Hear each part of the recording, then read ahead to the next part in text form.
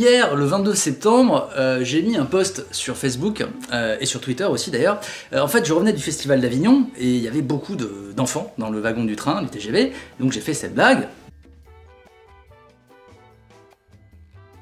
Et quelques heures plus tard quand même, je pense, puisque je m'en suis pas aperçu tout de suite, eh bien le post a été supprimé par Facebook d'autorité. J'ai reçu un message qui me disait votre post ne répond pas aux standards Facebook. Et donc voilà, il a été effacé, j'ai dû remettre en place mon navigateur, etc. Enfin pas mon navigateur, mais mon accès à Facebook.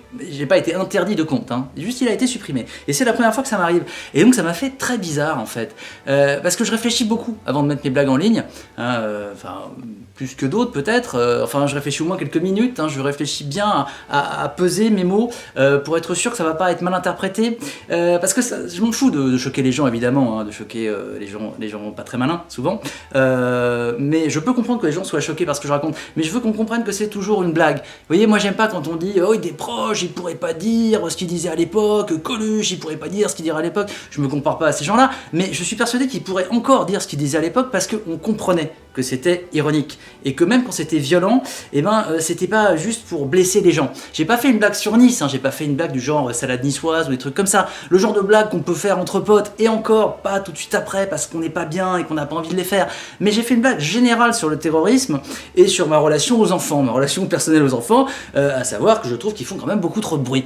Voilà, donc j'aimerais bien qu'un réseau comme Facebook arrive à faire de la différence. Et je dis pas que c'est pas compliqué, parce que c'est compliqué, hein, mais je sais aussi que Facebook n'a pas un algorithme qui supprime les trucs automatiquement, qui reconnaissent les mots terrorisme, etc., sans doute. Mais je sais qu'il y a des petites mains qui s'occupent de ça, et je sais aussi que j'ai été signalé par quelqu'un, hein, par plusieurs personnes sûrement, c'est ce qu'on m'a dit, hein, parce qu'il faut qu'il y ait plusieurs signalements, et mon profil est public, donc c'est pas forcément mes amis Facebook qui l'ont fait.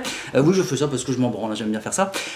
Donc voilà, je sais que je m'expose à ça. Mais ce qui me fait mal en fait, c'est qu'on soit incapable de faire la différence entre une blague, une vraie, et une apologie du terrorisme. Et pourtant Facebook devrait y arriver, hein, parce que depuis le temps qu'on leur demande d'interdire certains comptes et qu'ils ne le font pas, depuis le temps qu'on leur demande de faire un peu la police sur le réseau, et je sais que c'est difficile, hein, surtout que le même réseau sert à défendre la liberté dans plein de pays qui sont des dictatures.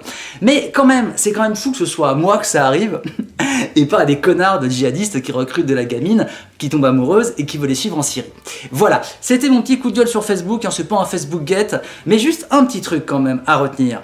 Tout ça, c'est pas grave si on considère que Facebook reste un réseau fermé, un réseau qui appartient à Facebook, hein, forcément, et un réseau entre amis, entre connaissances. Sauf que Facebook est en train de devenir un média, vous le savez autant que moi, puisqu'on passe de plus en plus de temps en boucle sur Facebook, et c'est ce que Facebook veut, hein, qu'on aille de moins en moins voir ce qui se passe dehors, et qu'on reste sur Facebook, et qu'on upload cette vidéo, ma vidéo, sur Facebook. Hein.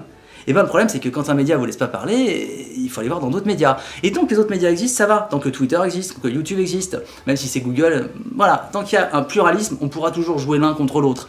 Mais quand il y aura plus de pluralisme, ou quand on passera toute notre vie réellement sur Facebook, en circuit fermé, eh ben ce sera la fin. Voilà. Merci Facebook. Et essayez de devenir plus intelligent.